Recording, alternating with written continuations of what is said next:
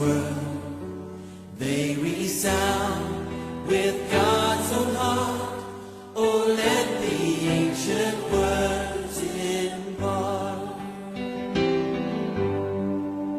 words of life, words of hope. Give us strength, help us cope.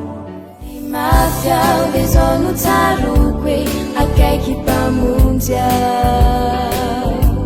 fatondrakan'ny rano de tsy maintsy tafita fakaiky pamonjy.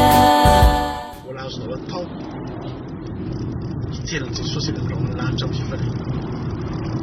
Mbola azonao atao tsy fantatro zao ve nisy tonga fa fantatro fa efa akaiky zany. Mbola azonao atao nampamon'olona ary ianao, nampamon'olona iridiriny ary ianao.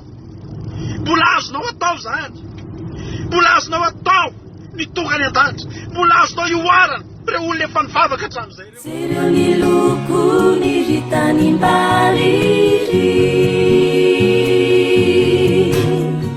tarafiny masoandro miletiky maeleza ianao hatraka omilo bebanjino ny atsara ny laretsitu ao anatiny mafino asehony anao ny alebeny vonina